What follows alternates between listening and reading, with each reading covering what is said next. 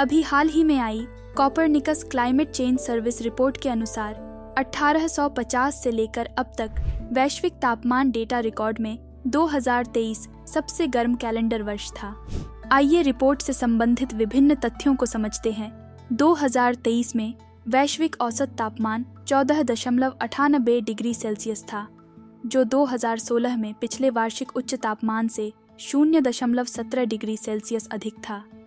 पिछले वर्ष 1991 से 2020 के औसत से 0.6 डिग्री सेल्सियस अधिक और 1850 से 1900 की पूर्व औद्योगिक स्तर अवधि के दौरान 1.48 डिग्री सेल्सियस अधिक था। जनवरी-फरवरी 2024 तक 12 महीनों में तापमान पूर्व औद्योगिक स्तर से 1.5 डिग्री सेल्सियस ऊपर बढ़ने की उम्मीद है।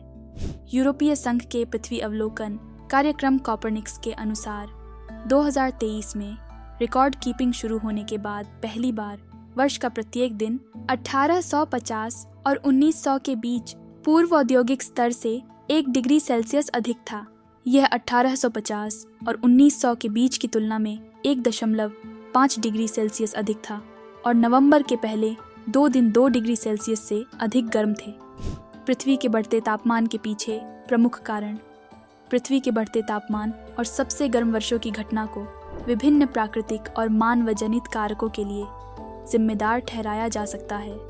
इन रुझानों के पीछे प्रमुख कारण इस प्रकार हैं: ग्रीन हाउस गैस का उत्सर्जन, मानवजनित प्रभाव, मानवीय गतिविधियां, मुख्य रूप से जीवाश्म ईंधन का जलना, वनों की कटाई और औद्योगिक प्रक्रियाएं, carbon dioxide CO2, methane CH4 और नाइट्रस ऑक्साइड N2O जैसी बड़ी मात्रा में ग्रीन हाउस गैसों GHG को वायुमंडल में छोड़ती हैं। ये गैसें गर्मी को रोकती हैं, जिससे वार्मिंग प्रभाव उत्पन्न होता है, जिसे ग्रीन हाउस प्रभाव के रूप में जाना जाता है। वनों की कटाई, कार्बन सिंक में कमी, वनों की कटाई और भूमि उपयोग में परिवर्तन से पृथ्वी की कार्बन डाइऑक्साइड को अवशोषित करने और एकत्र करने की क्षमता कम हो जाती है। पेड़ कार्बन सिंक के रूप में कार्य करते हैं और उनके निष्कासन से वातावरण में ग्रीन हाउस गैसों की उच्च सांद्रता में योगदान होता है। औद्योगिकरण में वृद्धि, ऊर्जा उत्पादन, औद्योगिक क्रांति और ऊर्जा के लिए जीवाश्म ईंधन पर बढ़ती निर्भरता ने कार्बन उत्सर्जन में काफी वृद्धि की है। कोयला, तेल और प्राकृतिक गैस के दहन से कार्बन डाइऑक्साइड निकलता है, जो ग्लोबल वार्मिंग में योगदान देता है। भूमि उपयोग परिवर्तन, शहरीकरण और कृषि। शहरीकरण और बड़े पैमाने पर कृषि सहित भूमि उपयोग में परिवर्तन पृथ्वी की सतह के गुणों को बदल सकते हैं, ऊर्जा संतुलन को प्रभावित कर सकते हैं और स्थानीय और क्षेत्रीय तापमान में वृद्धि में योगदान कर सकते हैं। बर्फ और हिम का पिघलना, अल्बेडो प्रभाव। ध्रुवीय बर्फ की चोटियों और ग्लेशियरों के पिघलने से पृथ्वी की अल्बेडो या परावर्तनशीलता कम हो जाती है। गहरे रंग की सतहें अधिक सूर्य के प्रकाश को अवशोषित करती हैं, जिससे गर्मी और बढ़ जाती है और पिघलने की प्रक्रिया तेज हो जाती है। प्राकृतिक जलवायु परिवर्तनशीलता, अल नीनो और ला नीना। समुद्र की सतह के औसत से अधिक गर्म तापमान की विशेषता वाले अल नीनो जैसी आवधिक जलवायु घटनाएं वैश्विक तापमान में अस्थायी वृद्धि का कारण बन सकती हैं। इसके विपरीत ला नीना समुद्र की सतह के औसत से अधिक ठंडे तापमान के साथ शीतलन प्रभाव डाल सकता है। स्थिति से निपटने के लिए कदम उठाए जा रहे हैं। ग्लोबल वार्मिंग और जलवायु परिवर्तन की स्थिति का मुकाबला करने के लिए अंतर्राष्ट्रीय स्तर पर समझौतों और जलवायु समझौतों के माध्यम से कई कदम उठाए गए हैं। पेरिस समझौता 2015 में अपनाए गए पेरिस समझौते का लक्ष्य ग्लोबल वार्मिंग को पूर्व औद्योगिक स्तर से 2 डिग्री सेल्सियस से नीचे सीमित करना है, साथ ही इसे 1.5 डिग्री तक सीमित करने का प्रयास करना है। क्योटो प्रोटोकॉल 1997 में अपनाए गए क्योटो प्रोटोकॉल ने विकसित देशों के लिए कानूनी रूप से बाध्यकारी उत्सर्जन कटौती लक्ष्य स्थापित किए।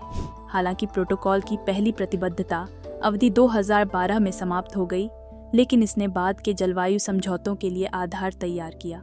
स्वच्छ विकास तंत्र CDM ने विकसित देशों को विकासशील देशों में उत्सर्जन कटौती परियोजनाओं में निवेश करने की अनुमति दी। मॉन्ट्रियल प्रोटोकॉल 1987 में अपनाया गया। मॉन्ट्रियल प्रोटोकॉल ओजोन क्षयकारी पदार्थों के उत्पादन और खपत को चरणबद्ध करके ओजोन क्षरण को संबोधित करता है। ओजोन क्षरण में कमी हेतु प्रोटोकॉल की सफलता ने जलवायु परिवर्तन को कम करने में भी योगदान दिया है।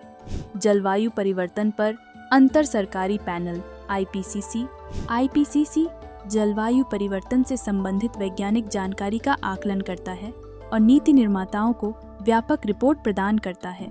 आईपीसीसी की रिपोर्ट जलवायु परिवर्तन के प्रभावों, अनुकूलन और शमन पर नवीनतम वैज्ञानिक निष्कर्ष प्रस्तुत करके अंतर्राष्ट्रीय जलवायु वार्ता और नीतिगत निर्णयों को सूचित करती है।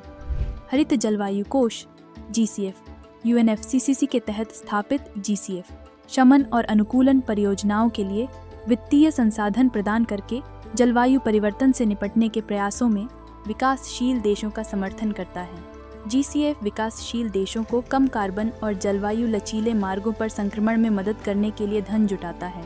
COP26 ग्लासगो जलवायु समझौता। ग्लासगो जलवायु समझौते पर 2021 में COP26 में सहमति व्यक्त की गई थी, जिसका उद्देश्य वैश्विक तापमान वृद्धि को सीमित करने के लिए कार्रवाई में तेजी लाना है।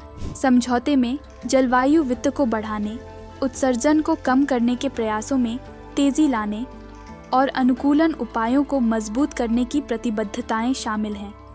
यह कोयले के उपयोग को सीमित करने और अकुशल जीवाश्म ईंधन सब्सिडी को चरणबद्ध तरीके से समाप्त करने के महत्व पर जोर देता है।